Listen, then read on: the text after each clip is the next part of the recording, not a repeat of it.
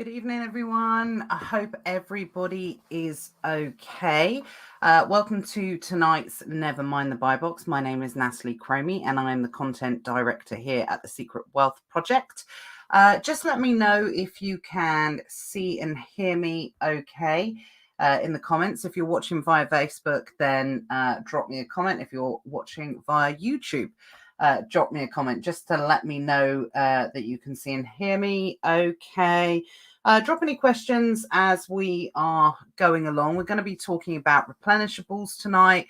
We're going to be talking mainly about, what are replenishables, why they're important to sell them in your business, especially from an arbitrage model point of view. But, there's lots of different ways that you can utilize replenishables within your business. Arbitrage, wholesale, high seb.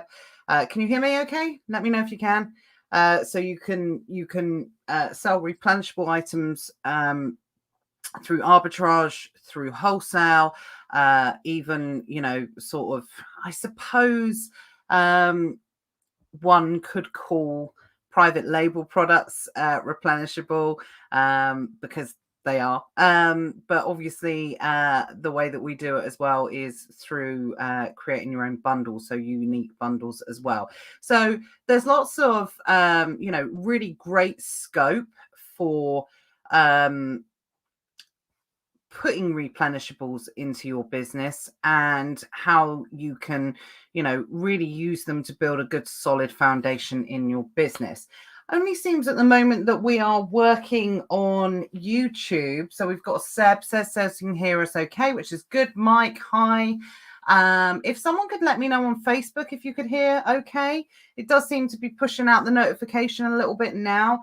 For those that are watching, if you can give us some likes and loves, just so it starts to push out the notification. Yeah, I think that's it. Someone said the Facebook feed doesn't seem to be working. Here we go. Osman says, perfect. Carolyn said, I struggle to find it. There you go, Carolyn. You're the winner. You are the winner. You're the first person to comment on Facebook. Yeah, I don't know why the link doesn't seem to be working on Facebook. Let me just see if I can make it work. 2 seconds, guys.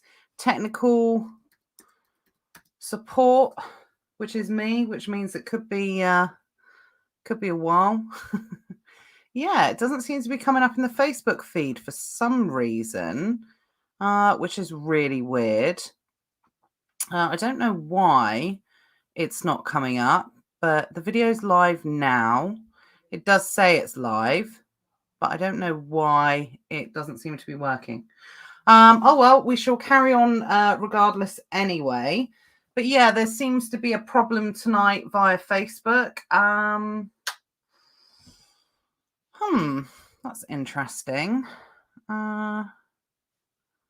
Broadcaster only, edit your details. Sorry, guys, just give me 2 minutes. Let me see if I can try and fix this somehow. I don't know if I will be able to. I haven't broadcast it to the wrong group or anything. It says you are live. View on Facebook. So it doesn't seem to be a problem. Carolyn says, technical support from me. It could be a long night. Absolutely. I know it does say that we're live. It does appear that we're working. But for some reason, I don't know. It just doesn't seem to be, working particularly well. Guys, just 2 seconds. I'm just going to quickly grab the YouTube link and post it in the Facebook group if it's coming up. Hopefully, I'm going to click onto something and it's not going to. Yeah, there we go. Right, where are we? 2 secs. Talk amongst yourself.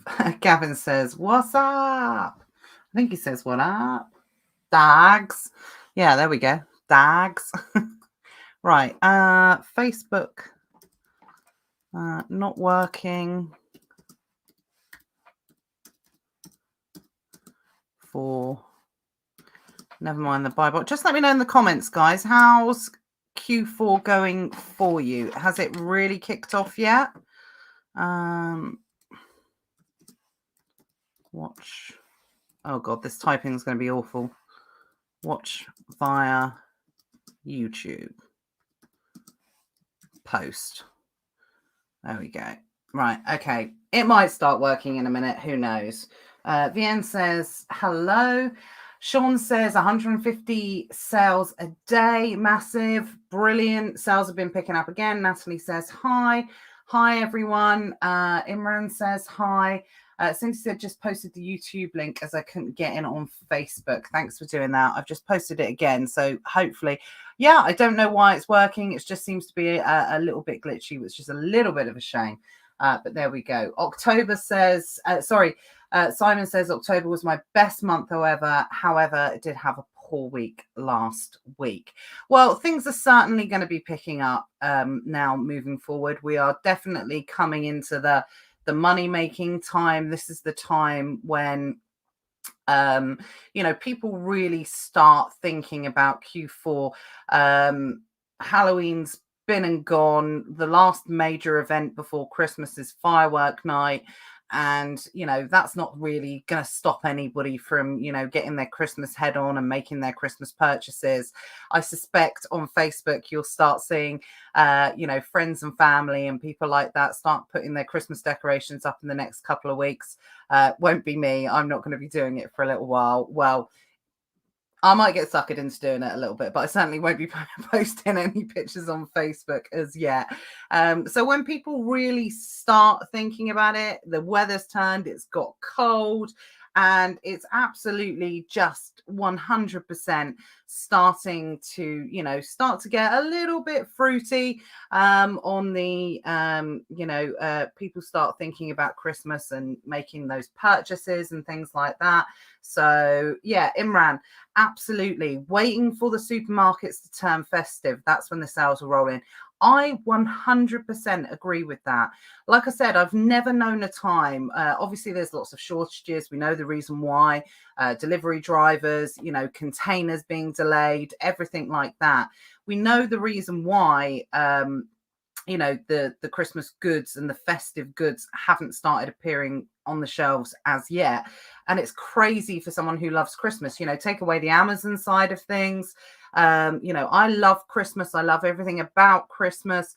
And, for me, I get really excited as soon as the kids go back to school. That's when you start seeing, all the point of sale changing in the shops and things like that. And we are in November, and still you walk into a supermarket and they might have a few Christmas twiglets out or something like that, a few things, but absolutely we've not seen any decorations. We've not seen hardly anything as yet. So as soon as they do start appearing, that's really psychologically, I think, when people start thinking about, I need to start getting ready for Christmas now, because Christmas is literally only 8 weeks away. It's not long away at all. So it's coming. It's going to start happening soon. People have been paid, and definitely people are definitely starting to think about it for sure.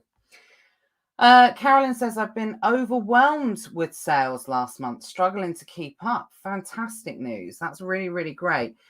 Dean says the Facebook link has finally showed up on the feed. Yeah, I don't know what's happening now. So thanks everyone for sharing and helping try and get the Facebook link out there. I don't know why it's not working. Amazon Entrepreneurs, I think that's Johnny, says hi. Or evening, everybody. Osman will be talking about wholesale too. I will be talking a little bit about wholesale tonight, definitely. We'll be talking about, sort of replens, what they are, why they're important to your business, a few sourcing tips and things like that. But also going to be talking about unique bundles as well, and how they can, add a great level of replenishables into your business for sure. Phil says howdy. Just gonna try and keep an eye on the comments tonight. What I think I'm going to do is I'm going to share my screen, and I don't normally keep my face on the screen as well, but I'm going to do that tonight purely because I need to keep an eye on the comments, which normally I do through my phone, but obviously the Facebook it's just massively playing up tonight. So apologies for that. So I'm going to go ahead and share my screen. And we're going to dive in. Any questions, obviously, let me go. Sorry, not let me go. Let me know as we go along. Actually saying that, no, I have to flip over and this is going to be annoying because I'm not going to be able to keep an eye on the comments as we're going through. Imran says Black Friday is quite late this year, not till the end of the month. Yeah, absolutely. Again, it's at the maximum possible point that it can be. But the good thing about that, as I've previously said, also the Christmas dates fall really nicely this year. So you guys will be able to absolutely fully sell right up to about the 23rd of December because of Christmas falls on a weekend this year. So those orders are going to fly in and they're going to get super, super intense that last week. And I think I made the comment on Facebook this week that whoever still has stock at that period of time, the last week in December before it hits Christmas, so probably the 18th to the 23rd, something like that, 17th to the 23rd, whoever's got stock then is literally going to, their sales are absolutely going to go through the roof 100% because it's literally, it's going to be crazy because you've got those extra few days.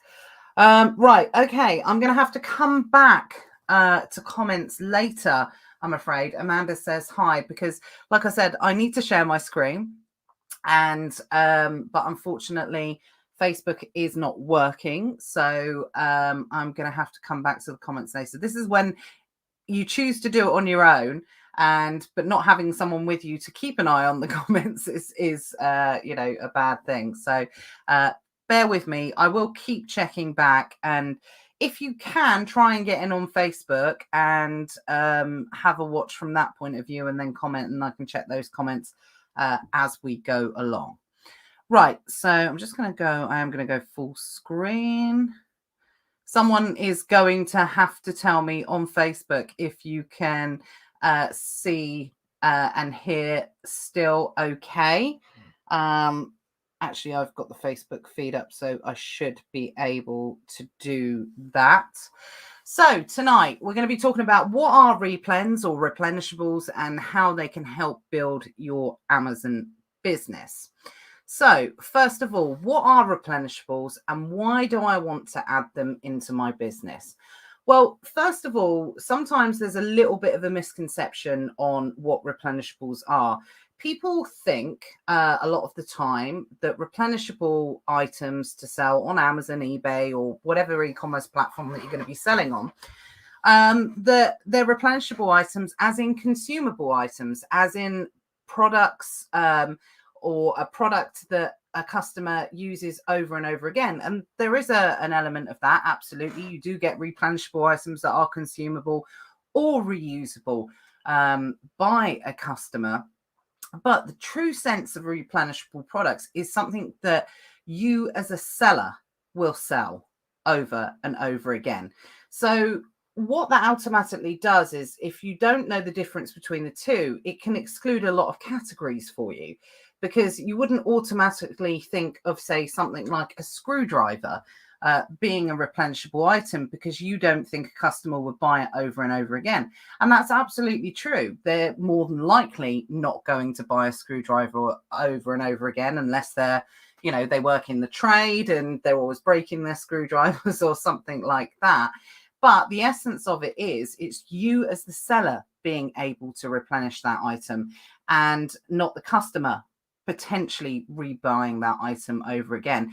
And if you don't understand the difference between the two, like I said, what it can do is automatically exclude a lot of categories that you could potentially be selling replenishables in, because literally they're not category specific. I know a lot of people will be thinking, oh, okay, replenishables, automatically thinking probably things like pet, grocery, those type of categories, but you can find some absolutely phenomenal replenishables in pretty much any category that you can sell on Amazon. You know, electronics, office, garden, all of the different travel, you know, lots of different categories. If you know how to look for replenishable items, if you're good at sourcing replenishable items, then automatically what can happen is, if you're starting to expand your horizons and looking to source in different categories, then it can open up a wealth of new products. Because I can't remember the exact statistic, but, you know, particularly in online arbitrage, if you're in private label, unique bundling, that type of thing, you tend to kind of venture into different categories. But online arbitrage, people tend to stick to the big four, which are grocery, toys, health and personal care, beauty. Probably pets has become a lot more popular in the last couple of years, but most people tend to source and stay within those type of categories. Now, when I first started selling on online arbitrage 6 years ago, it was a very, very different world then. And, you know, we predominantly stayed in toys for a couple of years. But one of the areas, and again, I didn't really know it at the time, it's only looking back, we actually did a lot of replenishable toys, which is something I remember talking to a seller. I won't name the seller, maybe a year or so, maybe a bit more than that. Probably a couple of years now with the pandemic. You know, it distorts time a little bit. But I remember giving some tips to, you know, quite a well-known toy seller. And I said, well, you want to check these ones out because they're actually replenishable toys. And he was so shocked. He was like, what? You can get toys that are replenishable? Because again, it's that mindset. You automatically think, okay, they tend to be on the grocery side of things. They tend to be, you know, possibly on the beauty side of things, you know, or something like that. So it's really something that if you can make that first mindset shift, understand that they're in different categories, then that will help massively when it comes to the process of sourcing. Amanda's just said, and I have actually just figured this out. Amanda's just said, can you watch the comments on YouTube on the phone whilst working on the desktop? Well, I've actually just switched on to a different desktop, so I should be able to check in from the comments from time to time on there. But obviously, any questions, let me know as we go through. Now, the thing about replenishable deals as well is they're generally purchased at full price or on reoccurring deals, as opposed to online arbitrage where you're looking for discounted goods, you're looking for clearance deals, bargain basement deals, maybe you're looking for offers, you know, that type of thing. Whereas with replenishables, they're particularly good and they do work particularly well in the world of wholesale, where you can get reoccurring discounts or build relationship with wholesalers, get special pricing. But the most important thing is being able to get supply, essentially. You know, that's one of the most important areas with the replenishables, because one of the things that we all kick ourselves about with online arbitrage is you find an absolutely brilliant deal. It sells phenomenally well.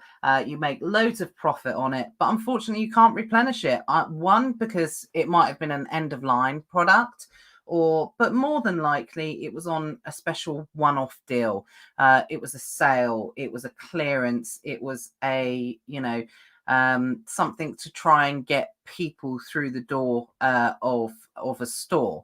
So essentially, when you're looking at replenishable products, they have to be products that you can purchase as a seller and resell over and over again. Now, there's not any rules in terms of what is classed as a replenishable, as in it has to sell a certain amount, it has to have a certain amount of ROI, has to have a certain amount of profit, or you have to have been selling it for a certain period of time.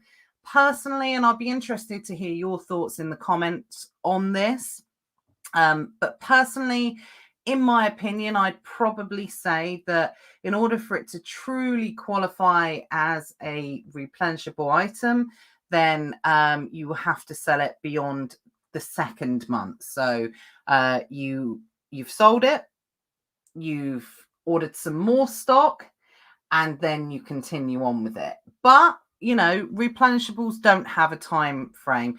They could be 3 months, they could be 6 months, they could be 12 months, they could be whenever.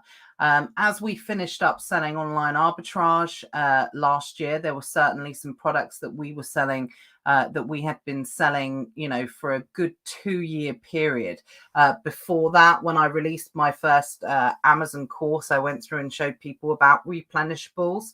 And there were some products in there that I talked about that we'd been selling, for 3 years without any competition. So, and I know that might be hard to believe for some people, especially nowadays when, we're in a world of so many people supplying deals and so many people supplying, different services and things like that. So you might think, oh, okay, well, there's too much competition. But I can assure you, if you know where to look and you know how to recognize replenishable items and how beneficial they can be for your business, there is absolutely massive opportunity to be able to go ahead and replenish those products for a long period of time.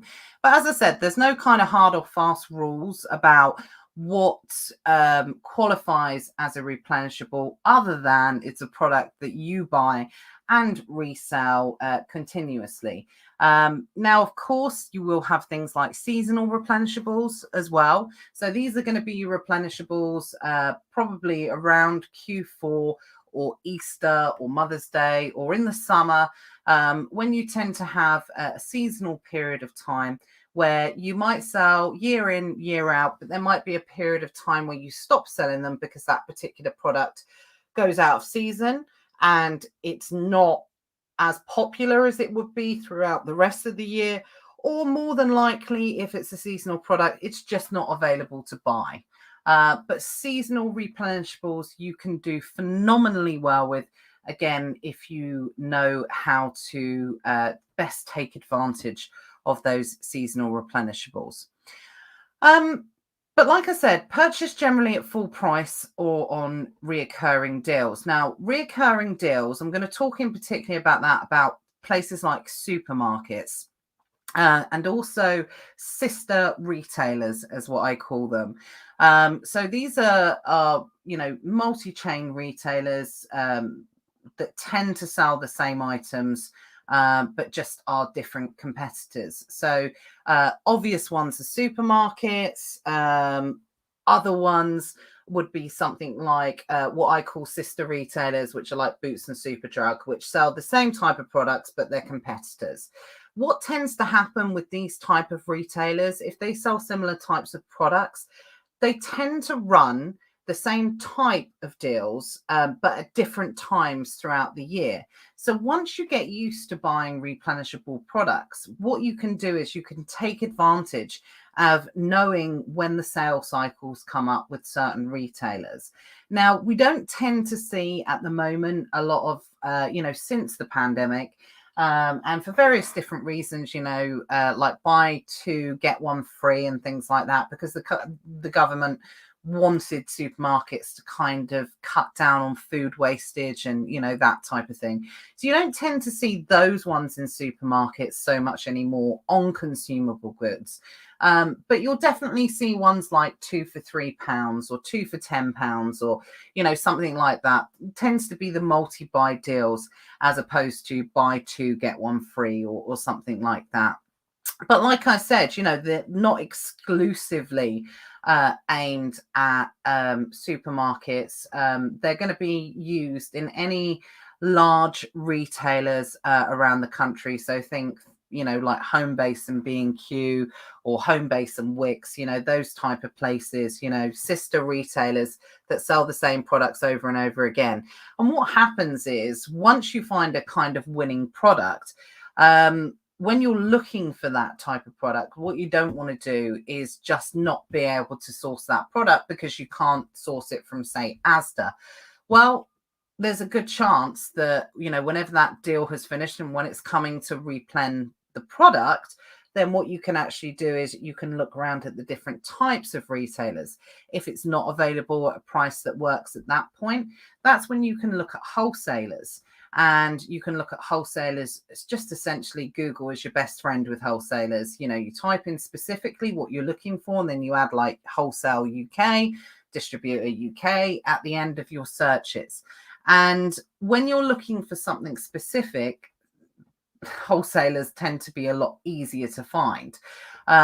So what tends to happen then, though, with wholesalers is often because you might have bought that particular product on, say, a I don't know, a increased footfall type deal or something like that. What you'll often find is the product doesn't work on the wholesale side of things. And that's when building relationship with wholesalers becomes so important, because that's when you can ask for discounts if you buy a certain amount.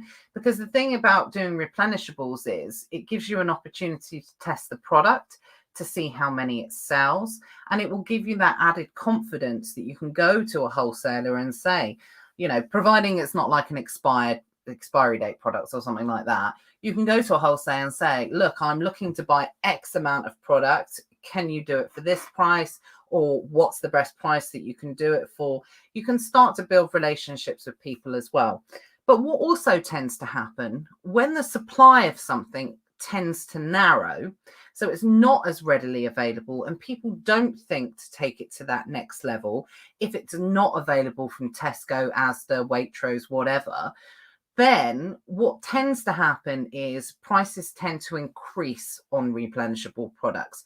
So don't automatically dismiss something because the price doesn't work immediately. That's when you want to have a look back on BuyBot Pro, have a look back at maybe some previous sales when there's been a little bit of less competition to see if that particular product does support a higher price. Because when the product doesn't become readily available as much, especially in the arbitrage world, people tend to go blind. They tend to sort of say, oh, okay, well, I'm not going to look at this particular product anymore, because I can't get it. Well, if Tesco can get it, then there's a good chance you can get it. You just have to know where to look for it. And once you know where to look for it, then what you can do is that's when you can really take advantage of supply and demand, because if you're the person that's got all the supply, then you can demand the price that you want. But what I will say is that is where, the softwares are absolutely amazing for, have a look back on the price charts on BuyBot Pro, see at the highest price point that it was sold at, how many sales, did it sell slower at that period of time? Did it sell faster at that period of, has it started selling faster because the price has been lowered?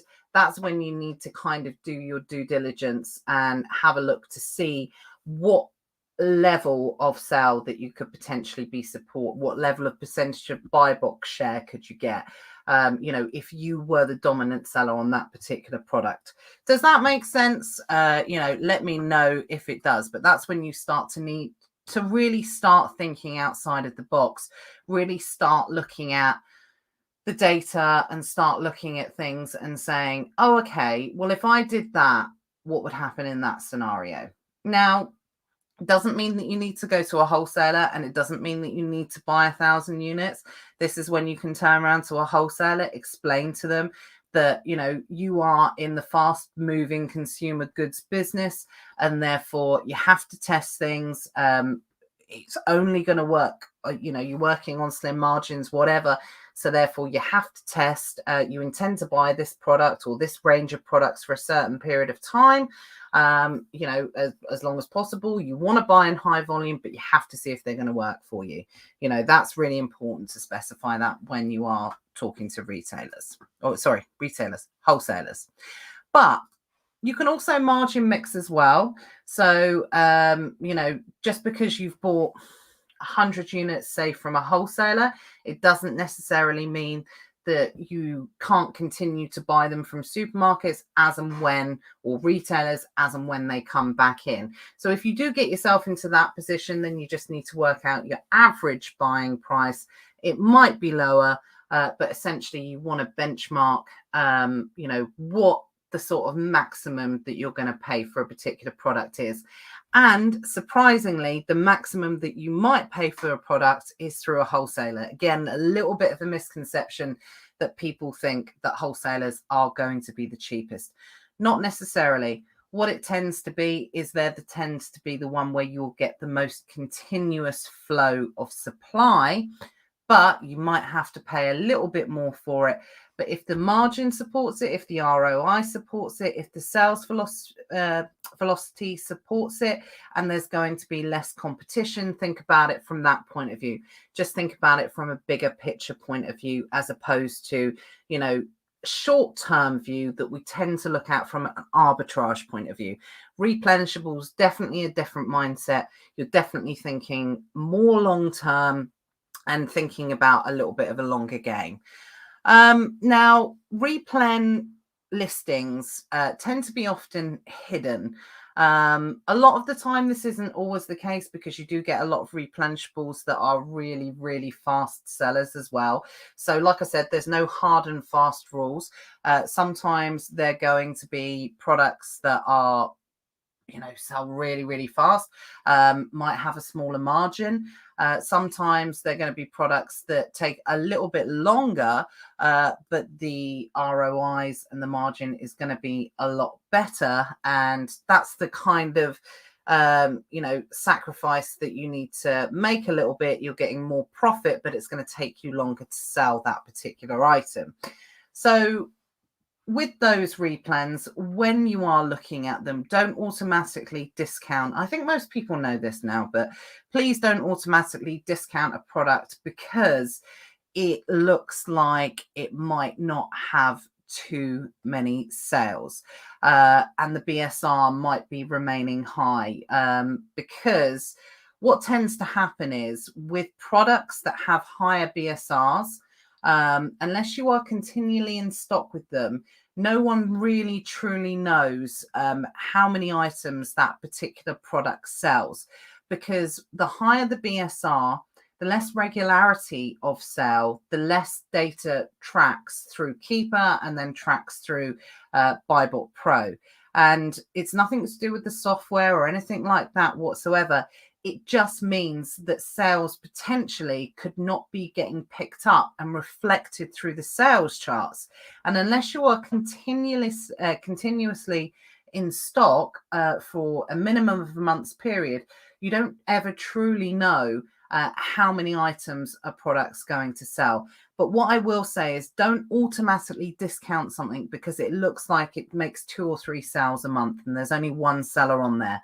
Well, do you know what? Have a look back and see how long that seller's been selling for. And if they've been selling for a long period of time, you can bet your life there's more than 2 or 3 sales with that particular product. Not always the case, but just remember, because of how the data tracks, it tracks over a longer period of time, as in the data points ping a longer period of time than they do on some more of the faster sellers. So that's why, when you find some of those listings that are out on the outer fringes of what traditional arbitrage sellers are looking for, there can be some real hidden gems that are definitely found within those areas for sure.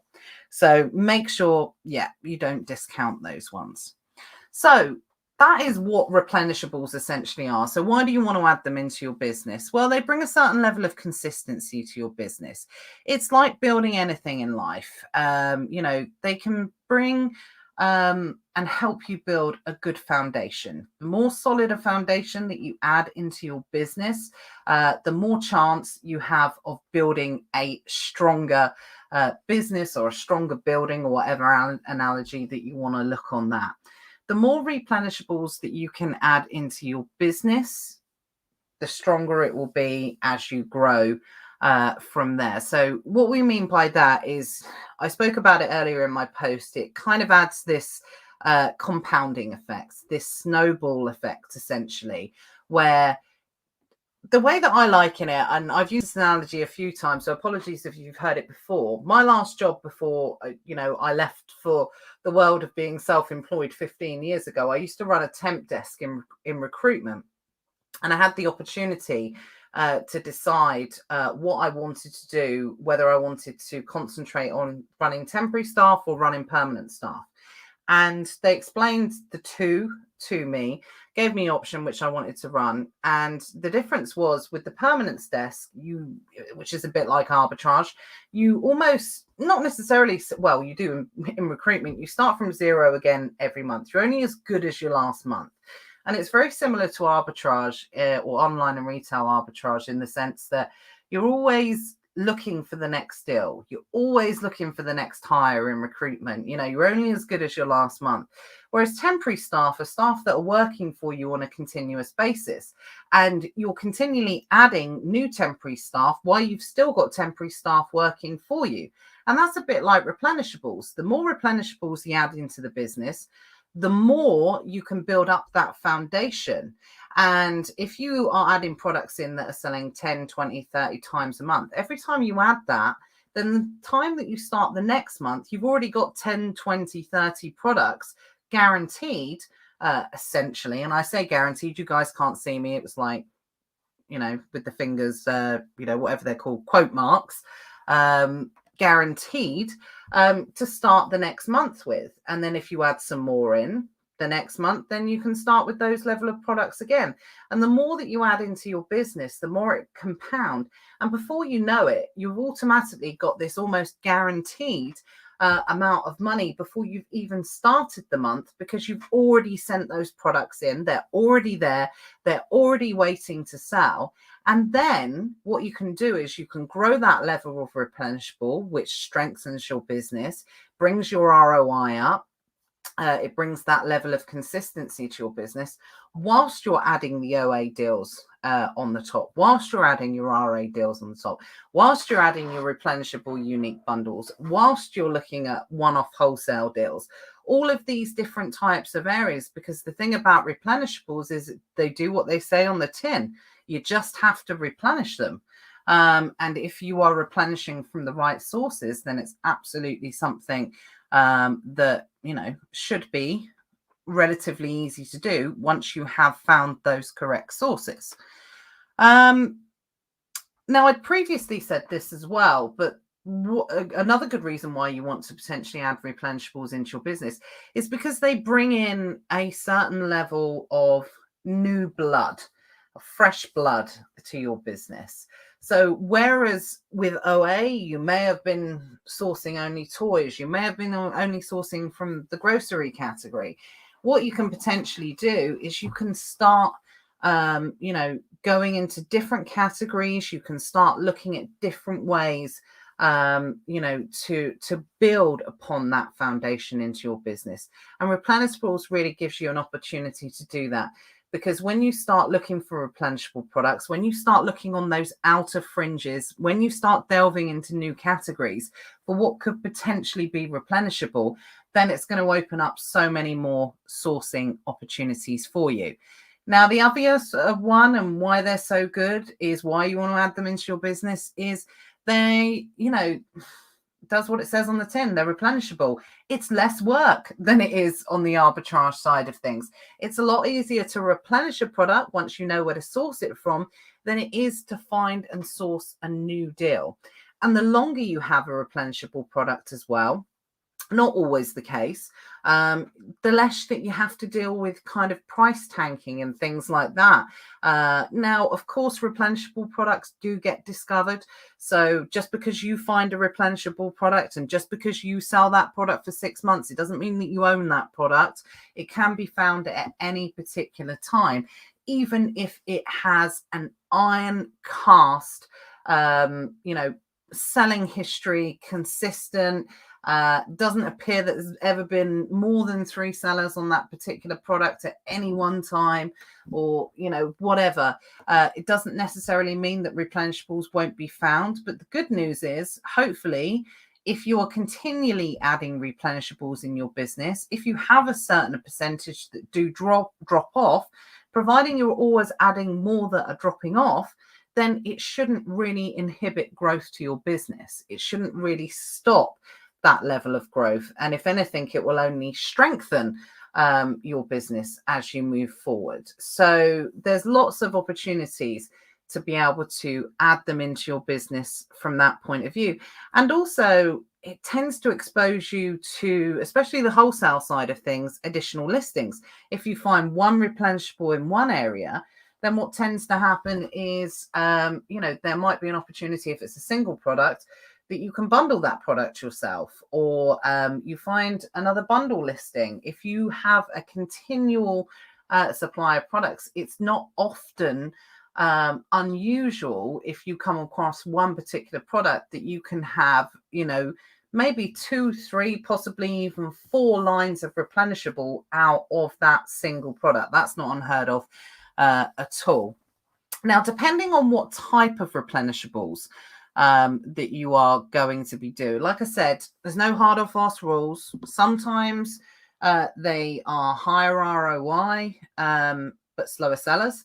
Other times they're pretty fast sellers, but they might have you know, a kind of razor thin margin. But the idea is compounding.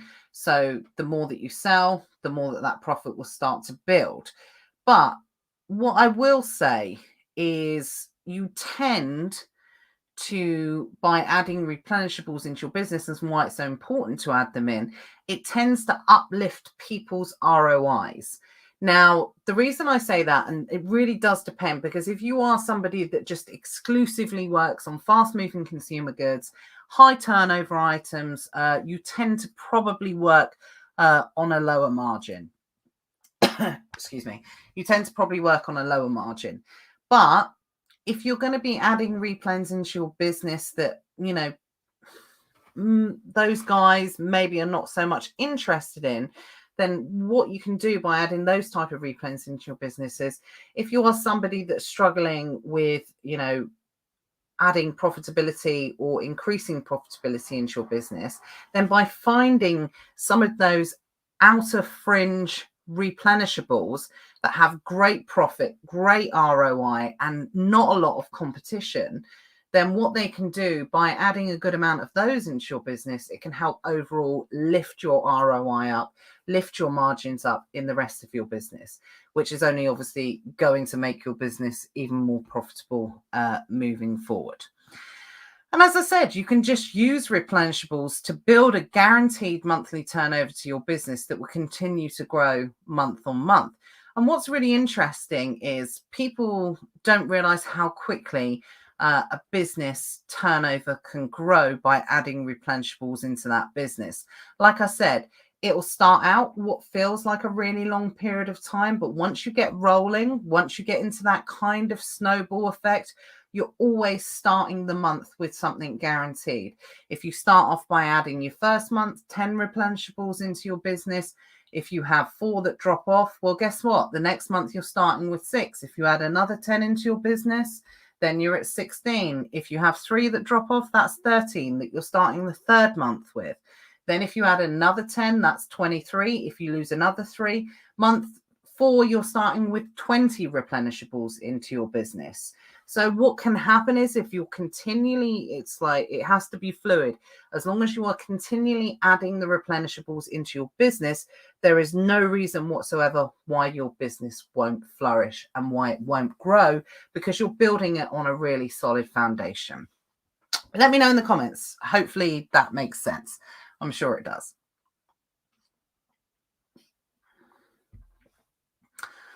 Yeah, it still doesn't seem to be working on Facebook at all, but I am keeping an eye on the YouTube comments. Mike says, hola, and Peter says, good evening all. And that's all I've got at the moment. But unfortunately, like I said, on the Facebook side of things, but hopefully people have jumped on and managed to find us via Facebook. Hopefully you guys can still see and hear me okay. Peter says, sounds great to me. Well, that's good news. At least Peters can hear me. That's fine. Oh, here we go. Cindy's found us on Facebook. She says, yes, it makes sense. I love a replen. Good. Glad to hear it. Okay, so let's talk about where we can find some of those replen opportunities. Well, first of all, I want to talk about the low-hanging replenishable fruit. So this is where, if you've never done replenishables before, if you want to think about getting into replenishables, this is absolutely the first place where you need to look for the replenishable items. So it sounds obvious, but not a lot of people think of this. It's your current inventory. So having a look at certainly what you've got in stock at the moment, what you've sold in particular over the last 3 months. If you're a newer seller, some of this stuff is going to be harder to do, but you can think about tracking this stuff moving forward so you can use the information to build this kind of list in the future. But your current inventory is really important. And the reason why I say that, especially if you are someone that's potentially, suffering from price tanking or something like that, you might be thinking, oh God, well, all I want to do is get rid of my current inventory. Or I've got rid of those, pack of 2 Tetley tea bags or something like that, or tea bag boxes, because it price tanked. Everybody jumped on that particular item. So I decided to, never think about Tetley tea for the rest of my life. Well, not necessarily. What you can do is, especially look at your current inventory. You can use this in 2 ways. Look at your current inventory and see what opportunities that you can find expanding the searches out of the products that are already in your inventory. So if you are selling a 2-pack currently of Tetley tea bags, then what you need to do is to be able to expand out into that category, branch out into that category. You can do it from 2 points of view to see whether or not you can find any potential replenishables that are related to that particular product. So maybe not that necessarily that product itself. That's something you can look at a later date. But you can look at the brand. So you can look at Tetley just to see if there's any more opportunities there. You can look at the brand manufacturer or the brand owner to see if they have any related brands that could be of interest. Or you can look into, say, for instance, tea bags themselves and try and branch into different brands, just expanding on and chasing down every potential lead. Now, I mean, that's endless. When you find a product, the guys from ESA will hopefully attest to this, or people that have seen me source previously. I just need one starting point. As soon as I've got one starting point, then, it's an endless kind of rabbit hole for me where I can go, what products I can find, what potentially I can turn those products into. And that's something, the more experienced you become with sourcing, it's why absolutely everyone I recommend that everybody does do manual sourcing at some point in their life to be able to gain the skills. And sourcing is a skill. It's not talent, it's a skill. It's something that you learn. It's something that you get good at, but it's mostly about recognizing opportunity and knowing where to take something and setting the mindset on how to look at types of things. So if I'm looking for Tetley tea bags, like I said, I'll be looking for Tetley, then I'll be looking for related brands. Then I might go back to and look at who the owner of Tetley is. Are there any related brands there? I might be looking at tea bags. Then I might dip into, no pun intended, I might dip into like herbal tea, or I might dip into well-being tea, or I might dip into chai tea, or I don't know, something, expanding it from there. If I'm looking at tea, what other hot beverages am I thinking about? Okay, now I'm thinking about Bovril. Now I'm thinking about hot chocolate. Now I'm thinking about coffee. Like I said, it's absolutely endless. You just really need to take on that mindset of expanding your horizons and looking at different types of products. And that all comes from a product that's sat in your inventory. that you've already sourced, that you've already got. Again, you can look at it from another point of view. You might identify a retailer. So if you're looking for Tetley tea bags, well, you might have sourced them from Asda, but guess what? You've just found that you can purchase them direct from a wholesaler, and that wholesaler has 10,000 fast-moving consumer goods that you can look at as well. Not only are you looking at the single products, you want to be expanding on whether or not, okay, I'm selling it in a 2-pack. Is there a single product? No. If there's not a single product, are there other multiples? Is that particular product bundled with a complementary item? So is it Tetley tea, I don't know, breakfast tea? I don't know if they do such a thing. Tetley tea, breakfast tea, and is there I was going to say a night tea, but there's no such thing as night tea. Is there a herbal tea that goes particularly well with it? All these different options, making sure that when you get in and search for them on that Amazon search bar, that you're expanding those opportunities. Now, if you are someone that knows how to create your own opportunities as well, there's bundle opportunities there that you can think about. Have you spotted something potentially that no one else has spotted? Could there be an opportunity for you to bundle that product with something else? And this is all from the products that are in your current inventory.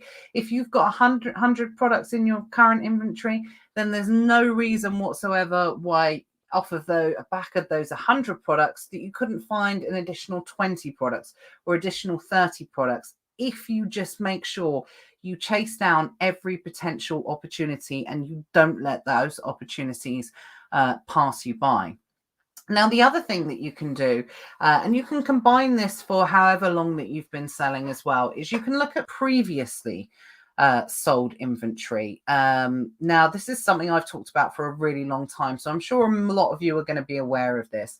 But one of the best places to source, one of the free places to source, is products that you've already sold. And this works particularly well with seasonal sourcing as well. So just bear that in mind. So what you want to do is go back. You can do it via selling software. So if you've got Sunfully, if you've got Sellerboard, but you can also do it via Seller Central as well.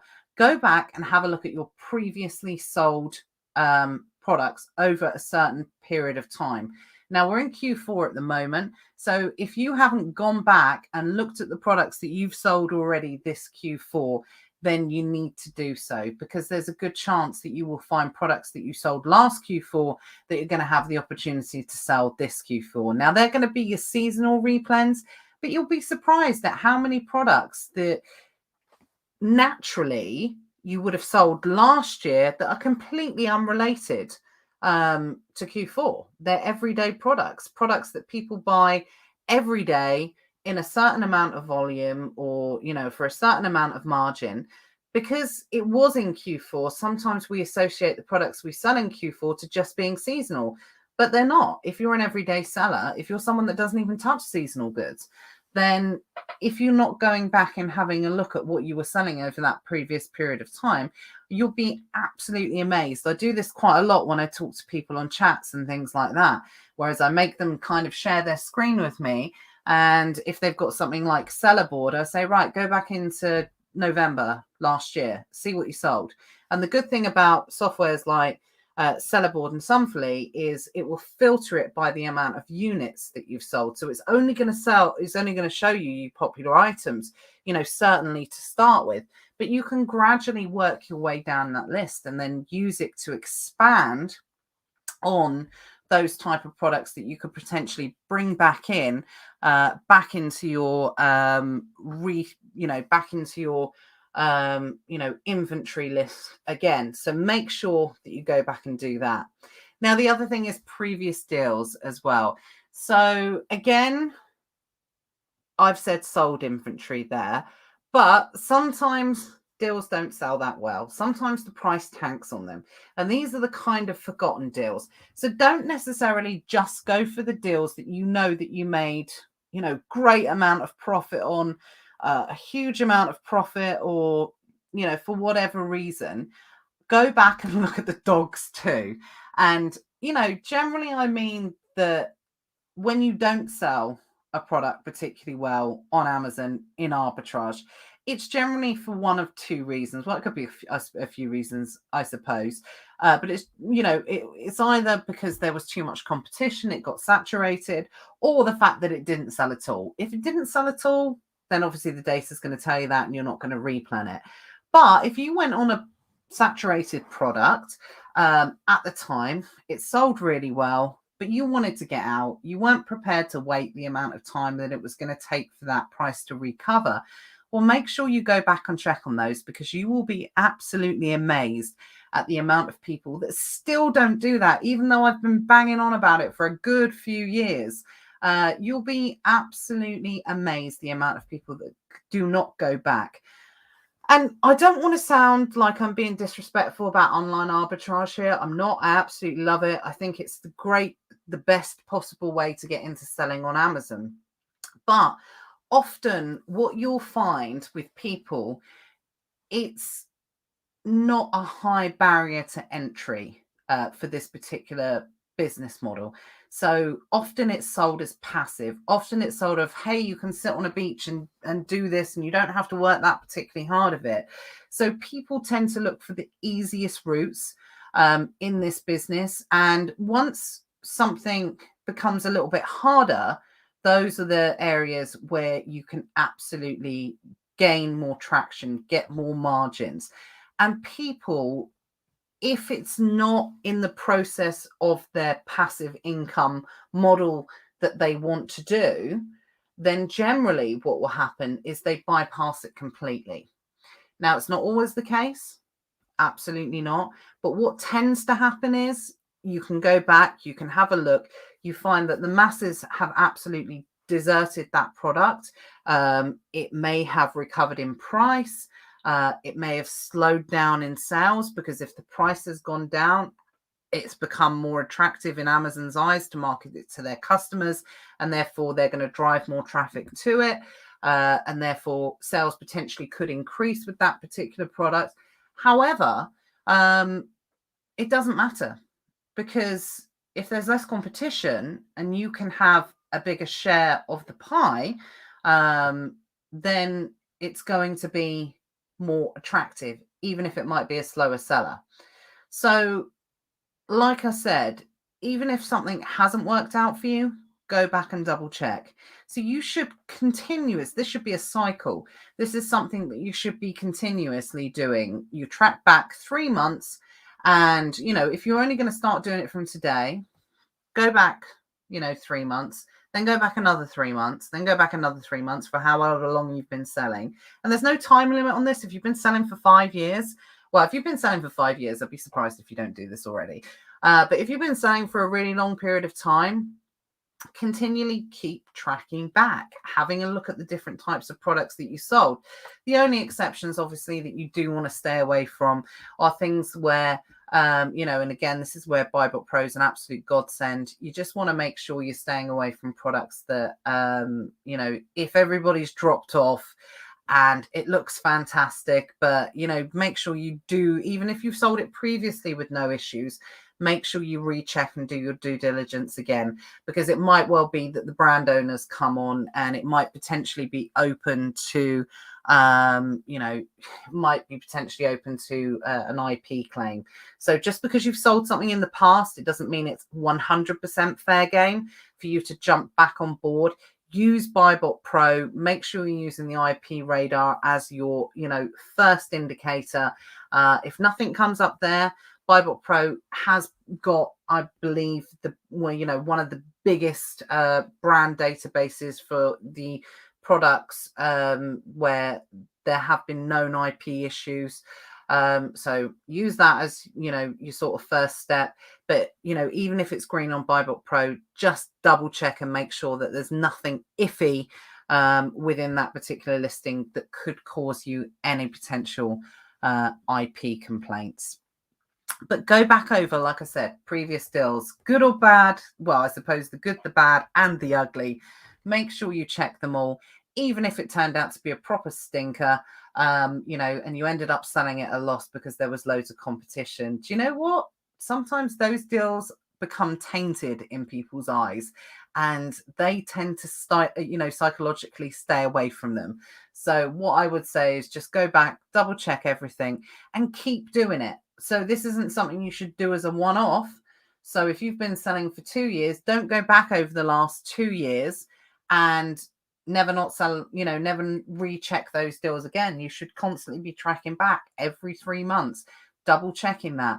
The way I look at it is a lot of people buy deal services, a lot of people buy deal sheets, people have VAs, people have deals supplied for them. You've paid for that information. Make sure you use it to its full potential. That's the way that you've got to look at it for sure. Rob says, loving it. Wholesalers easy enough to approach. Yeah, I think it's a real misconception about wholesalers. They're a lot friendlier than people think. Wholesalers tend to have got a little bit of a bad reputation a few years ago, before the pandemic, when they don't want to sell to Amazon sellers. The times have changed. The pandemic's changed everything. If you are not selling online, then you are dead, essentially. So I know a lot of people, I've heard people say things like, oh, no decent wholesalers advertise online, or no decent wholesalers would ever sell to Amazon sellers. It's rubbish. You've just got to know the best way to approach them, and that is to generally approach them with honesty. I'm not someone that thinks you go in and lie about not selling on Amazon. You can withhold information, absolutely, and if you're asked, the best thing is honesty, 100%. But building relationships is key in wholesale. You have to generally prove yourself quite a bit in order to get some certain deals, but you'll be surprised with the amount of people, especially if you pick up the phone, you get into a conversation with someone and you start to understand what is the goals of that business, how that business operates. If you ask them about the business, if you take them time to find out about it, you'd be surprised with the amount of people who are pretty open to dealing with Amazon sellers in particular. Emma says, hello. Evening, Emma. Hope you're well. Sean says, what do you think to Amazon recommending sending quantity products in Q4? Well, this is really interesting because we were talking about this in ESA the other day. We had one of our members who just recently launched a new bundle, and they sold out in like a week. I think it was 40 units. Sent in another, I think it was 60, 70 units. The following week sold out. Crazy. This is what bundling can really do for your business. And they were asking about the recommended quantity that Amazon sends in. Now, when you control your own listing, the figures do tend to be more accurate than not controlling your own listing. And the reason why I say that is the recommended quantities. The reason, especially from an arbitrage point of view, I think they're rubbish and they should just be completely ignored, is because that is a reflection on the listing itself and not necessarily how many sales you will make on that listing. So what I mean by that is you could potentially be entering a listing where they're telling you to replenish 200 items and 100 sellers are on that listing, which means that you could potentially have a buy box share of 2. And you've sent 200 items in. So you need to be able to recognize when to take notice of those and when not to take notice of those. And if you are sharing the listing, as in it's a listing that's available to everybody, then what you need to be able to do is make sure that you are not basing that on that's the units Amazon is telling you to send in. It's the units that they want replenished, potentially for that item as a whole. So arbitrage, rubbish. Don't even pay any attention to it whatsoever. If you are in control of your own listing, then I actually think if you've done a good job with your own listing, that a lot of the time Amazon actually underestimates in that in that respect. But it really does depend. It depends on category. It depends on level of replenishment, how long you've had that item for. Is it seasonal? In other words, I prefer to get my data from BuyBook Pro sales graph, previous history of selling item, and making my, share of buy box, who's selling it for what price, all those different types of things, as opposed to listening to Amazon, which I know sounds crazy because you would think Amazon absolutely have all the correct data, but no, I don't. The short answer is no. I don't pay any attention to those whatsoever. Spot On says, are we allowed to bundle Replen products? Yeah, absolutely. A lot of products that relates to oh, sorry, I've just got flashed up that there's been a spam comment made on here. I don't know why. Something against community standards or something. I don't know. And I don't know. Maybe that's the reason why it didn't go out on Facebook. I'm not sure. Sorry, I got a bit distracted then. Anyway, are we allowed to bundle Replen products? Yeah, absolutely. 100% you're allowed to Replen bundle products. And, a lot of bundle products are some of the best Replens. A lot of sellers, especially in fast moving consumer goods, they tend to concentrate on multiple item or multi-packs and bundled products because, again, tend to, get more of those opportunities from wholesalers. So unless it's a distributor or unless it's a manufacturer of a product, wholesalers tend to only work on the smaller margins if you're bundling products together, because you've got more opportunity to make more profit because you're selling one item with only one FBA fee. That's how bundled products or multi-pack products tend to work best from that point of view. But yeah, absolutely. Is there a course you offer on Replen products bundling? I'm pretty new to this. Yeah, drop me a message. So I don't have a course, but I do have the Elite Sellers Academy. So this is where I teach all of this. It's monthly ongoing training. It's a monthly paid Facebook group where we do weekly training where we talk about that. But yeah, just drop me a message on Facebook if you can find us. And yeah. If not, just post in the Secret Wealth Project and I will answer in there. Okay, so a couple of tips from sourcing retail arbitrage replens from home. So this is for the people who love retail arbitrage but don't want to spend all day in the shops, sourcing, scanning, and seeing whether or not products work for them. So one of the best ways to be able to do this, and I mean, this works for standard arbitrage as well, not necessarily just replenishable products, is a great tip is to just take pictures of the shelves in supermarkets or the shops or the retailers that you're going into. Once you do that, you're able to get a feel, because like I said, once you've got a good starting point, then you should be able to uncover some of these really good hidden listings. And once you do that, what you can do is you can search the different brands, you can search the different opportunities and see where they're kind of rabbit trail sort of takes you, looking at different multiple options, looking at different bundle options. When you're doing your reverse searching, you can potentially beforehand, you can do it a couple of ways. So you can take pictures of the shelves and you can go in and you can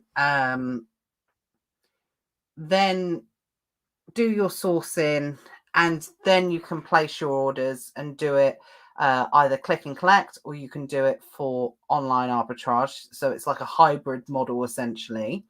Or what you can do is you can build yourself like a shopping list and you can go in, you can do all of your research from home, because what's really hard to do is if you're looking for some like Starbucks coffee, when you're scanning that product in particular and you're on like an app or something like that, then it's kind of hard if you're just looking at the barcode to be able to see if there's going to be other potential hidden listings or replan opportunities or selling that one particular product. Because like I said, a lot of replenishable products, especially on the grocery side of things, do tend to be bundles or multi-packs. So what you can do is you can really use technology to your best advantage. Take a snap of those particular products, zoom in on them, and do one aisle at a time, and that should be enough to keep you out of trouble. Definitely for a week or so, being able to source those different products and see if there's any opportunity. Like I said, follow that kind of, fall down that rabbit hole and see where it takes you from there. So use the reverse sourcing technique. So if you've got something like Starbucks coffee, what you can do is you can zoom in on those and see what kind of opportunities that you can uncover. But make sure you're sourcing for like different, options within that Amazon, within that Amazon search bar. So not only are you looking at Starbucks coffee, you probably guys can't see it, but it's like there's some Verona coffee there. There's some house blend, Starbucks, there's Costa, there's a brand called Lively, there's Taylor's, there's, all these different brands there. Lavazza, I think that's all I can see at the moment. But, that's just one snap of one area. If you go along and snap all the aisle and see where it sort of kind of takes you from there. Obviously, from an arbitrage point of view, supermarkets doesn't really matter unless you're on something like airtime rewards, because most there isn't a lot of cashback opportunities related to supermarkets. But just make sure that if you're going to go in and write your lists and do your shopping later, if you can, try and utilize as many cashback opportunities as possible by using either click and collect or ordering it to the comfort of your own home. So like I said, it's like a little bit of a hybrid model.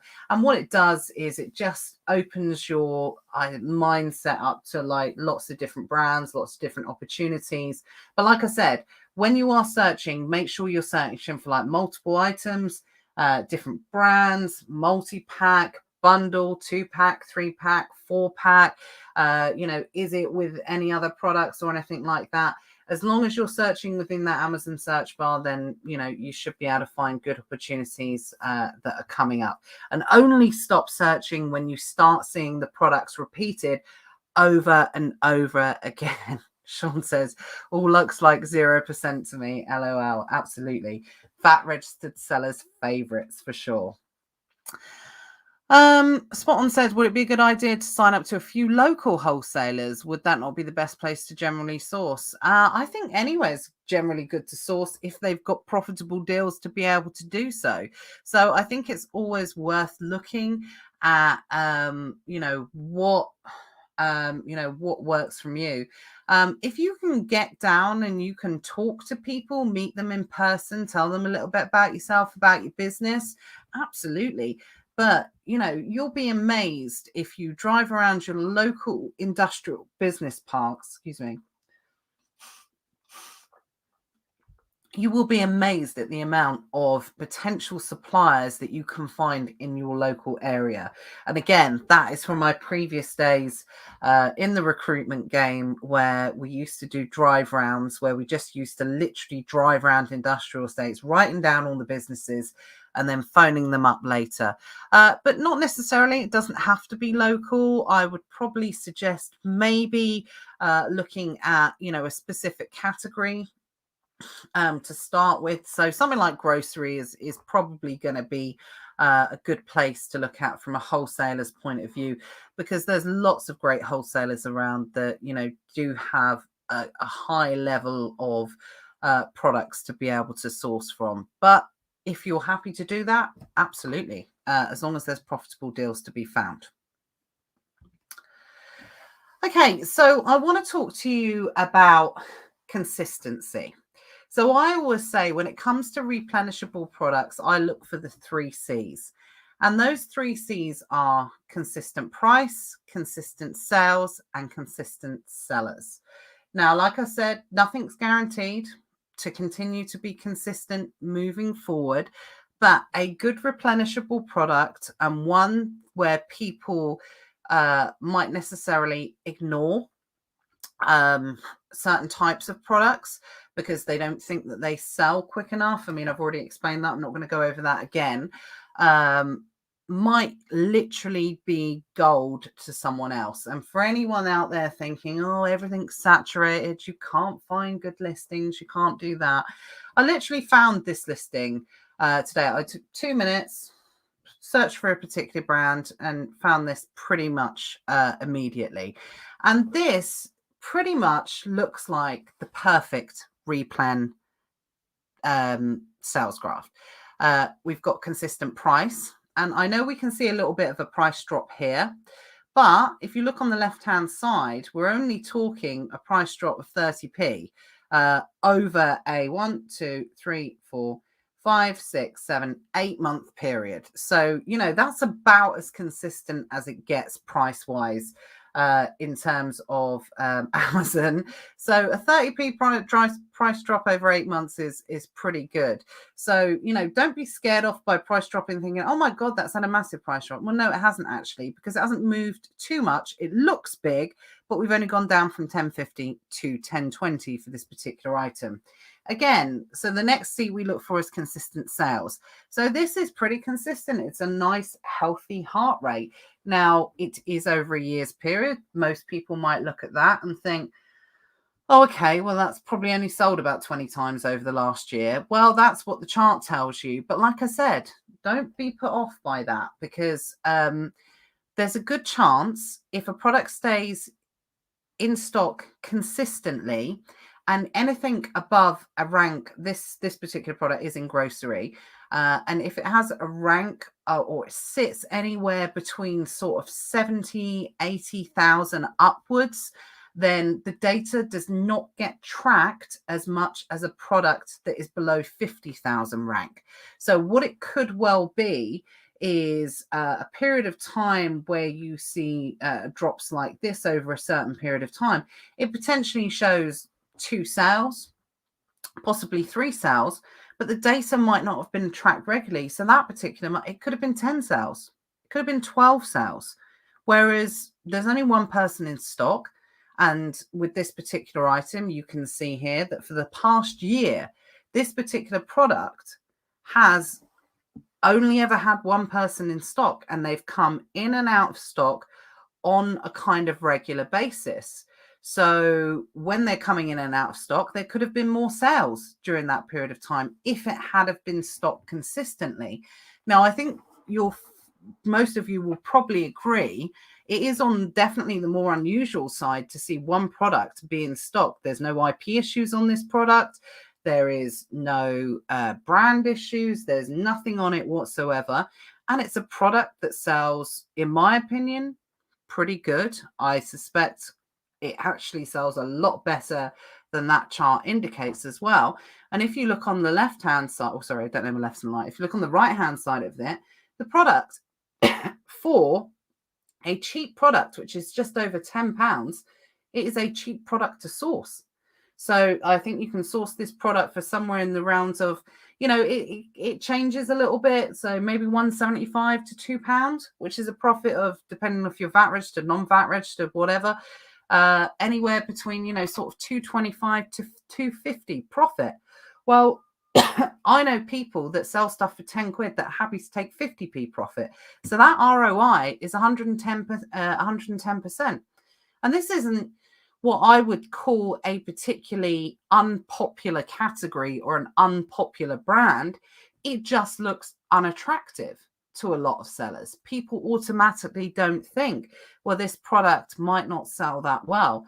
Well, if you track back and look over this particular, it's the same seller selling this product. And the reason they're selling this product over and over again is because it's selling consistently at a consistent price. It's making consistent sales. And guess what? It's consistent sellers. There's not, you know, high levels of competition. So this is what I would call a pretty much a, you know, an almost perfect replen chart. The only reason it's not probably perfect is because we don't have that true representation of sales, because there's periods of time when seller or this particular seller goes out of stock of this particular item. And this was found just doing exactly what I've told you guys to do tonight. is just look for the sales or for following that kind of rabbit hole. And it's not an exaggeration to say it literally took me, oh, maybe I should time it next time. But I think it took me like 90 seconds, maybe 2 minutes to find this particular listing. And, you know, you can bet your life if I'd had spent the next half an hour, 40 minutes to an hour sourcing, I probably would have uncovered 5 or 6 more like this, especially this time of year when people are concentrating on those festive goods. That's something else to take into account as well. So if you guys want to know what a good replenishable chart on the higher end of things looks like, this is what it looks like. So I was just about to say that. I saw Sean pops up as well. Potentially there actually could be more profit if this particular product was sold at less than £10. I completely agree. So it is something, I'm not going to go into too much depth tonight, but the fee structure changes for products that are sold under the £10 mark. So potentially there could be, more profit for this item, but ROI 110%. Nobody's found this listing because, like I said, on the outside of it, it doesn't look particularly attractive. But yeah, if you guys want to take a screenshot of that, that is what a good replen chart looks like. A good replen chart from, I suppose, I'll find you one, guys, and I'll post it in Secret Wealth Project. I'll find a good replen chart from a faster seller point of view, because again, all we're looking for is consistency in price, consistency in sales, and consistency in sellers a lot. But you tend to get it, it's the other end of the spectrum. So the faster a product sells, generally, the more, again, this is something why people do particularly well with that kind of really fast moving products, lower margin model, is the faster a product sells, generally, the more consistent it stays in price and consistent it stays in sellers and consistent it stays in sales, because people don't get the opportunity to price tank because they're selling through their stock so quickly. The only issue you tend to have is if you are somebody that is not able to compete with the big boys, maybe the boys that send in, 1,000 units and you've got 20 units of a particular product, generally they're going to get a higher percentage of buy box share than you. So that tends to be a lot of the time when that's the only time it wouldn't really kind of work. But again, that consistency of sellers will tell you that if you're seeing the same sellers over and over again, if you're tracking through it, if you're looking at who's selling that particular product over and over again, then you can get a good indication. Because if there's a good chance that they've been selling it for a year, or if they've been selling it for 6 months, then there's no reason you can't do as well, unless they are someone that maybe dominates the buy box with, I don't know, 1,000 sales of that particular item every month. But I will definitely do a post, or maybe a future never mind the buy box, where I'll look at it from the opposite point of view, and I'll show you what to look for in some of the faster moving consumer goods as well.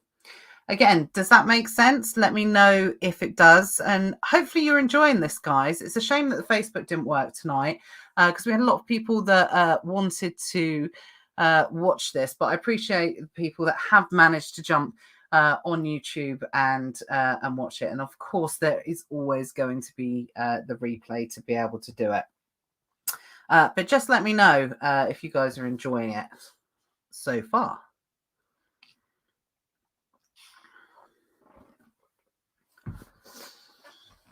No one's saying anything at the moment. Hopefully that doesn't mean that you're not enjoying it. But I know there's weird stuff going on with technology tonight, for sure. Oh, hang on a sec. Got my honey coming up. Yeah, make sure you have your coupon providers on there as well.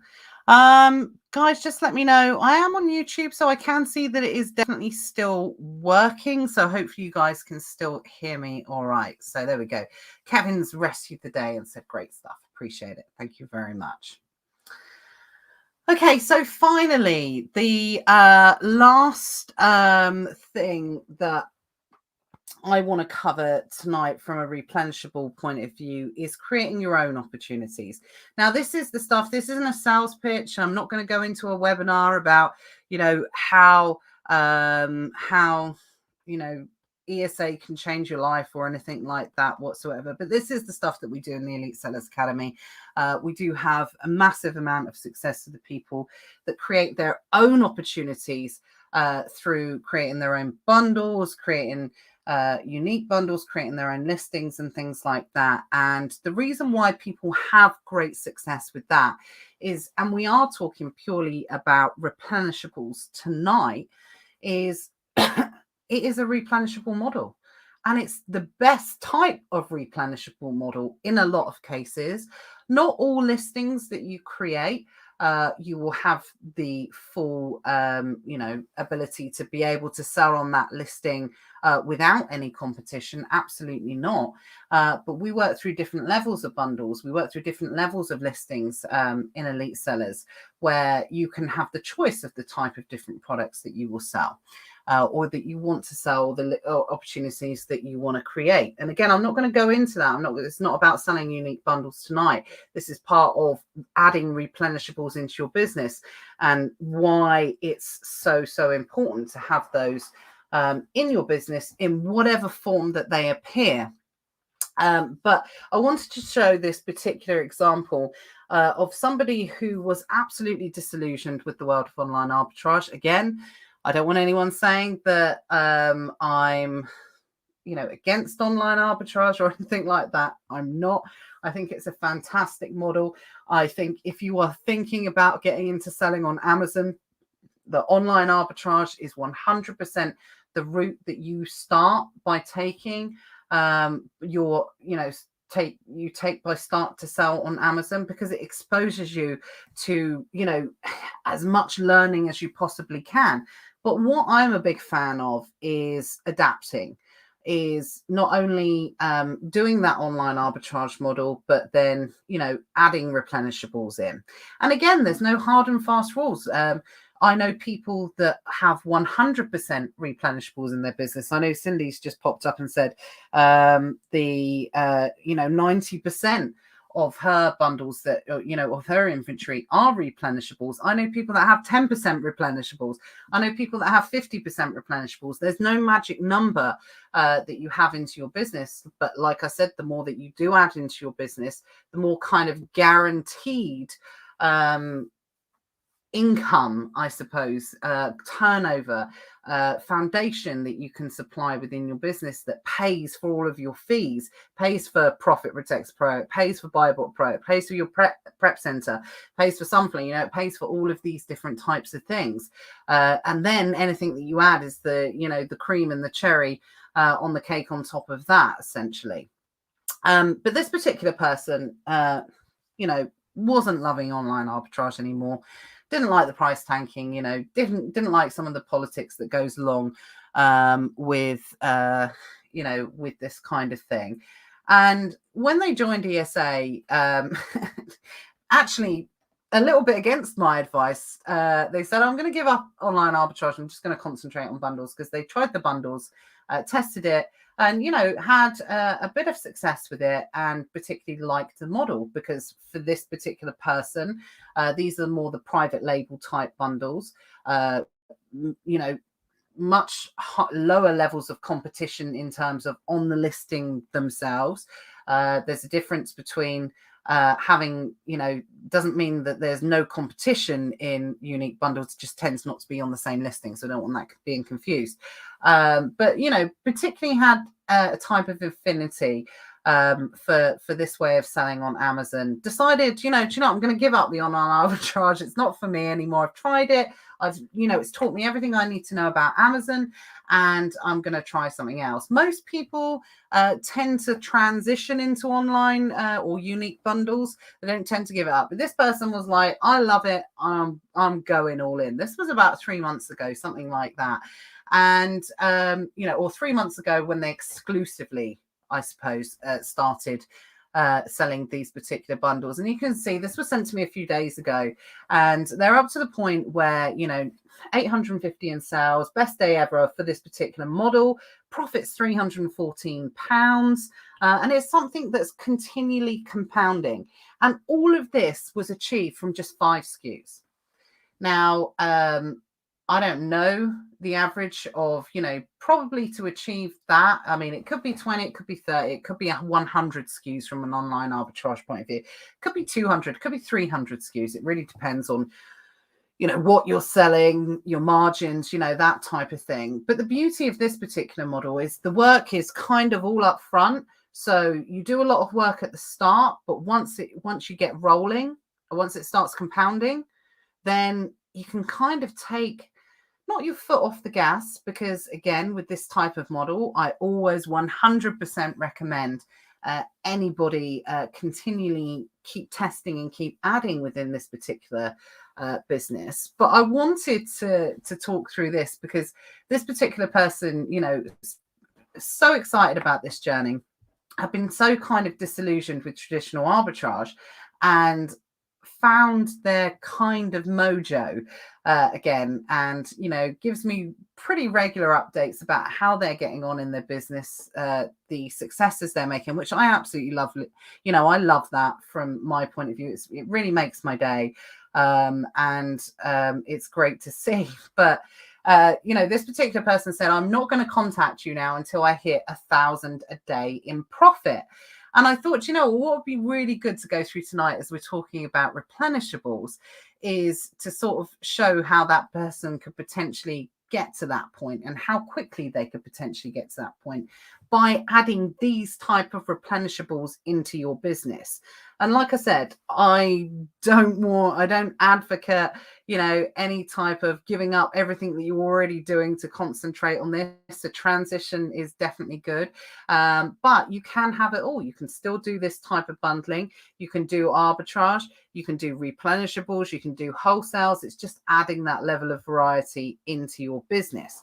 So yeah, like I said, this was all achieved just on the basis of 5 SKUs, which is pretty common in the unique bundling world. We tend to see a lot of 7-figure sellers and people like that, and they've got no more than 20 or 30 SKUs within their whole inventory, because like I said, they're products that they're just continuously replenishing over and over again.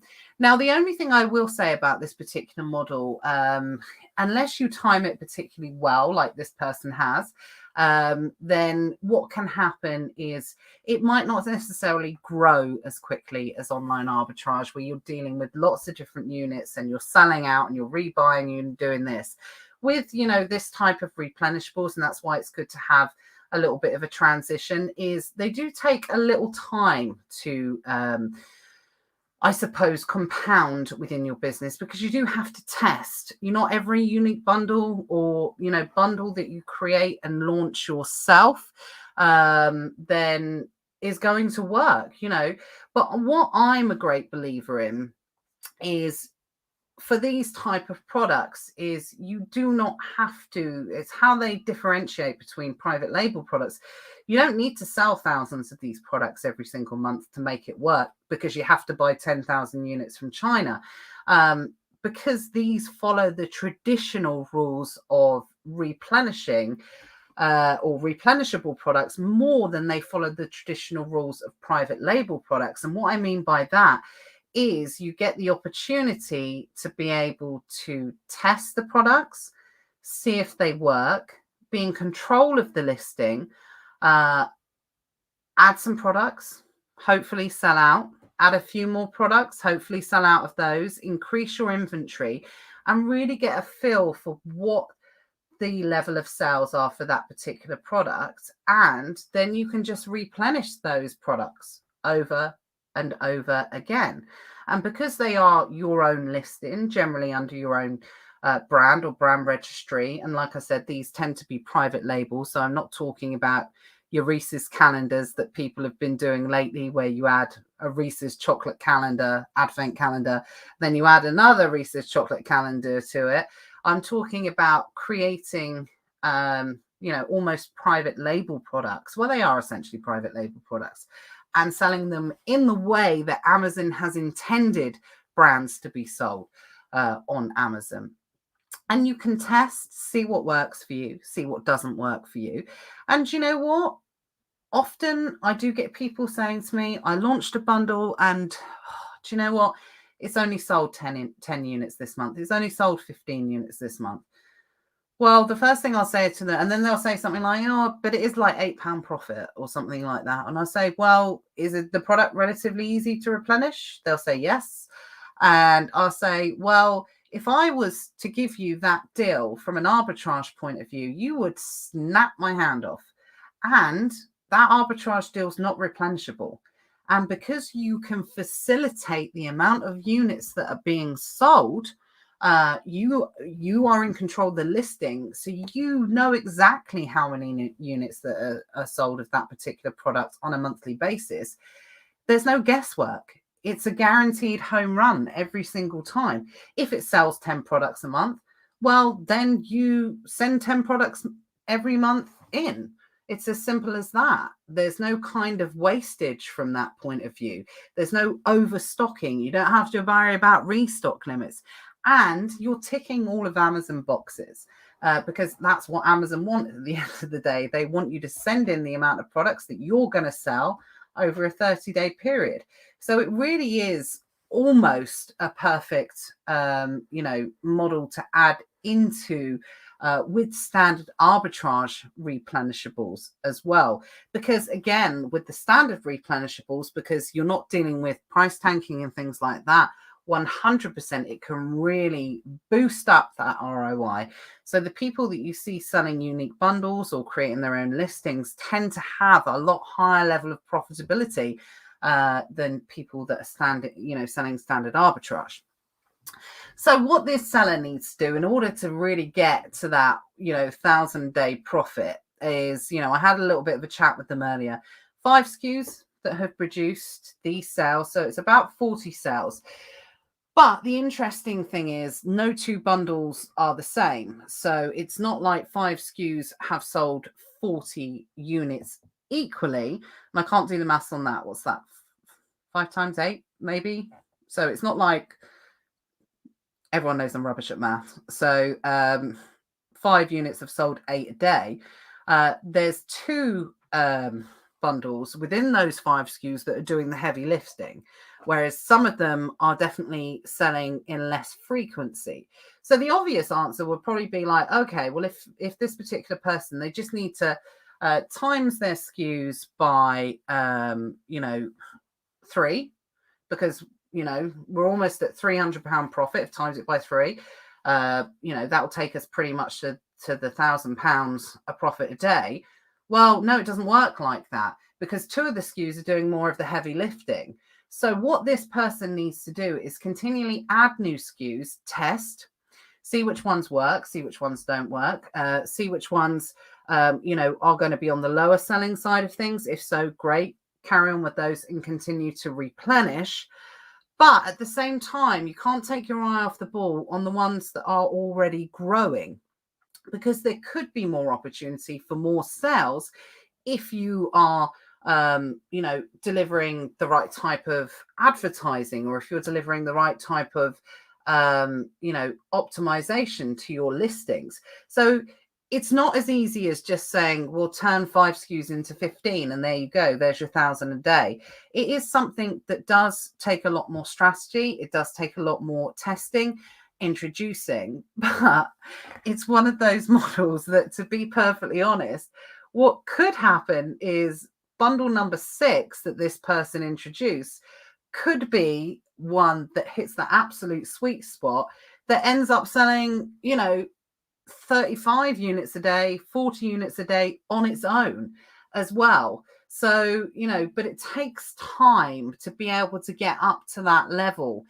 You can't, if you do this type of model properly, you can't introduce a brand new kind of unique bundle every day. It's something that you have to, because it requires, a certain amount of budget. It requires a certain amount of, restocking, being able to get hold of stock, all these different kind of elements. But what I would say for this particular person is, as long as they are continually adding and testing new products. 3 months has produced 5 SKUs, something like that. My gut tells me with this particular area that this particular person's selling in, that they probably, in order to get to that £1,000 profit a day, will need to be in the region of maybe 20, 25, 30 SKUs, and then they will get to that position of 1,000 profit a day. But like I said, 5 SKUs over 3 months is definitely something that's quite realistic. Probably most people who do this particular model, they will probably introduce 5 to 10 new bundles within about every quarter. Now, what's worked really well for this particular person is they're actually going to be releasing a lot of these bundles over the Q4 period. So that's a really, really good opportunity to be able to test the market, see what works, get some good sales, get some, nice rankings under their belt to be able to start with a fantastic foundation to be able to kick off 2022 with, X amount of SKUs, X amount of, guess what? All they have to do is just replenish them once they're launched. It's as simple as that. Once they're tested, once they work, once they've got it right, all they have to do is just replenish it. Now you can take, like I said, this business, or this type of selling as much or as little as you want.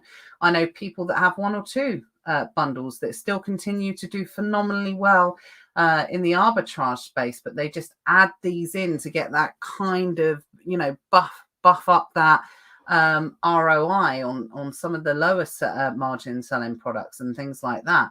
So what I wanted tonight really to be about was showing you the possibilities of how powerful replenishable period products are, period, as opposed to, OA replenishables are the best type, or wholesale replenishables are the best type, or bundles are the best type, or unique bundles. Whatever way you look at it, it's not necessarily to do with that. It's the fact that the products are replenishable, that you can build this level of foundation to your business, that you can start every new month with a certain amount of guaranteed sales. And if you can do that, it's like money in the bank already. Your warehouse has been paid for, this has been paid for, that has been paid for, and then any OA deals that you add on top of that, that's going to be pure profit, and also takes the pressure off as well. If you've got a guaranteed amount of money coming in every month because of your replenishable products, well, I tell you what, if you send in some OA products, well, you're going to be less funny about, or less stringent about having that desperation of selling those products in order to turn over the money. You can wait for the prices to recover because your bread and butter foundation money is already coming in.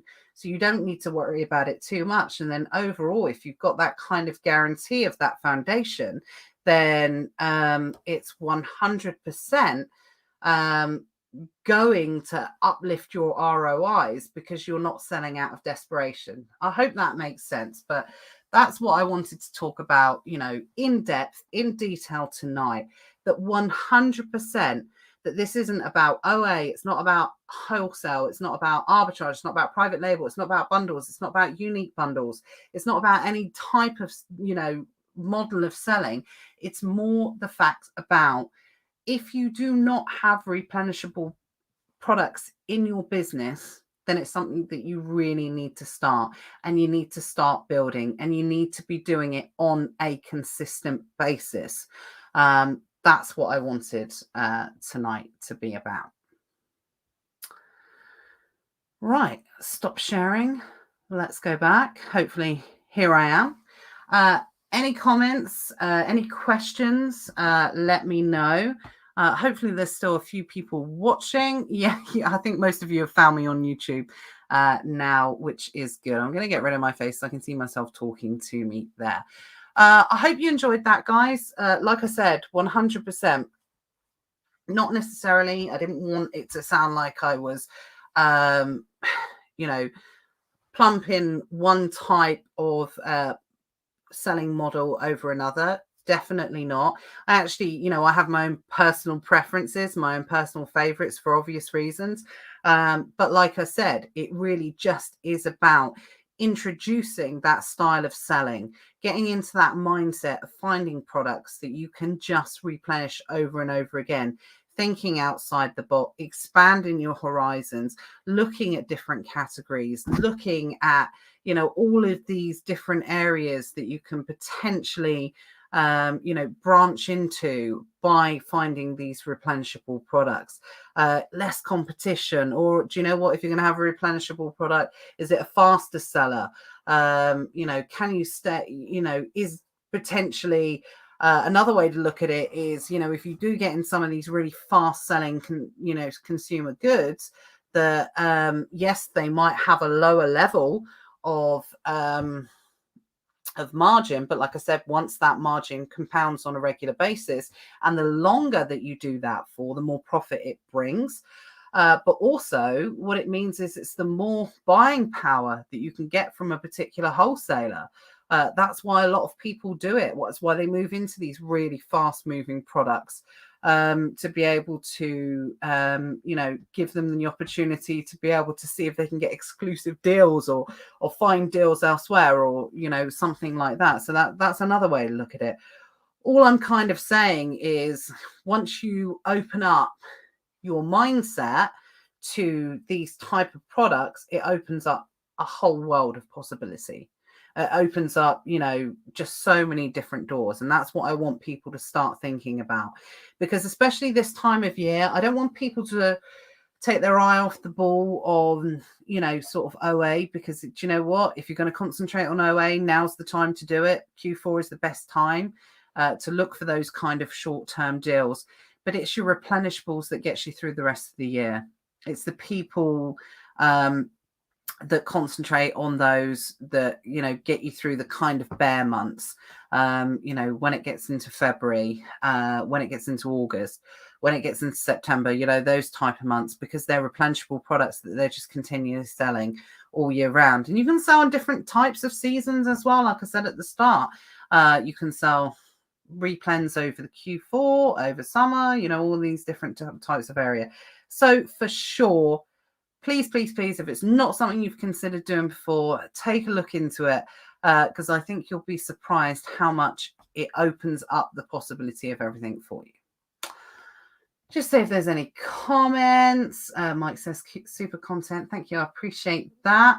Carolyn says, £1,000 profit a day. Couldn't imagine that. Do you know what?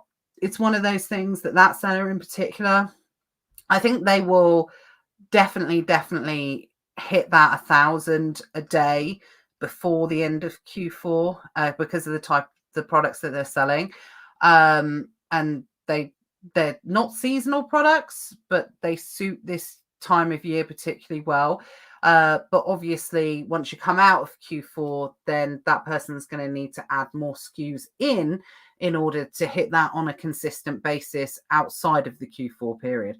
So absolutely, I know that person's going to be getting 1,000, 1,000 a day of profit inside of Q4, but probably, 6 months down the line, I would say that, providing they carry on the way they're going, and there's no reason why they won't, because they're absolutely loving it, that you absolutely no reason why that person can't do it in 6 months from the end of Q4. That's what real reality, I think. Spot On says, sorry, I know you're spot on, but I don't know your name. Could you do all this from home, or perhaps need a little more storage? That person that I'm talking about is doing it from home.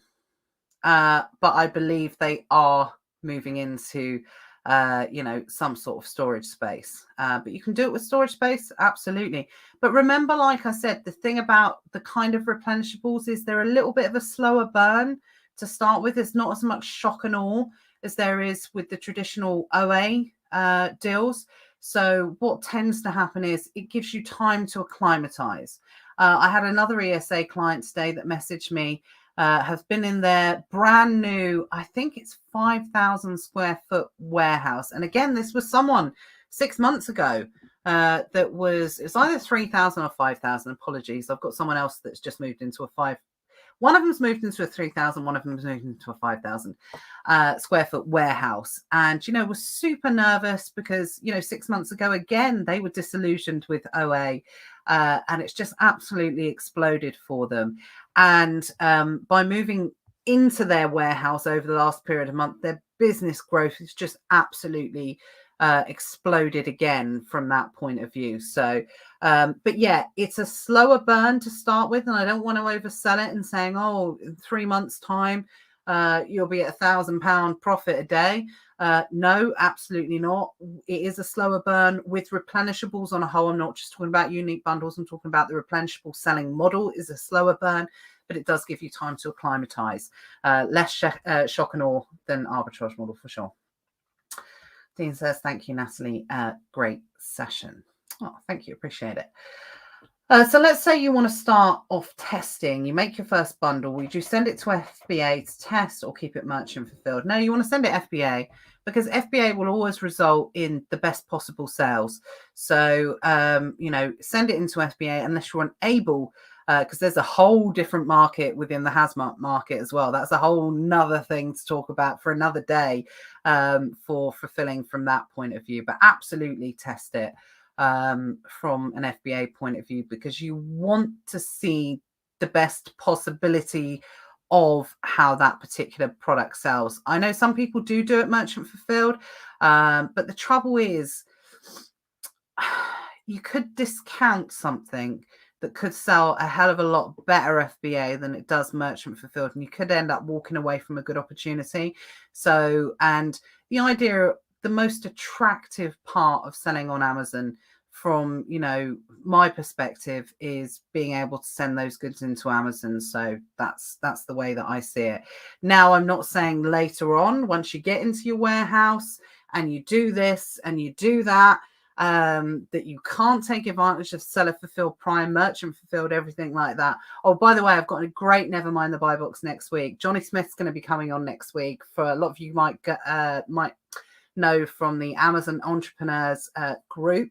He's recently moved into a warehouse, and he's going to come on next week, and he's going to tell us all about that, the process of getting the warehouse, how it happened, how long it took a long time, all the processes, how he's adapted his business now that he's gone into a warehouse, how it's changed for him. Because I know one of the big things he wanted to be able to take advantage that he couldn't take advantage of when he was using a prep center was that merchant fulfilled, seller fulfilled prime. So we're going to talk to us all about that. So I think it's going to be an absolutely phenomenal Never Mind the Buy Box next week. So that's next Tuesday, 7:00. Make sure you join us for that one, because I'm really looking forward to that, because Johnny's an absolute open book. He's absolutely phenomenal, and he'll be able to tell us everything about that transition. He's had a really traditional, what I call, a really traditional Amazon seller journey, where, started off from home, then went to a prep center, then went back home, then went back to a prep center, and now gone to a warehouse. So that's going to be a really good one. So any questions you've got on that, make sure you think of them for next week, because Johnny's absolutely phenomenal and wealth of experience when it comes to selling on Amazon. I forgot what I was going to say. I forgot what I was going to say relating to that. But yeah, that's what we're going to be doing next week. You really need a course on this. I think you're wonderful at explaining things. It's a little scary. So thank you for saying that. I do really appreciate it. Well, like I said, we do have the Elite Sellers Academy. So drop me a message about that.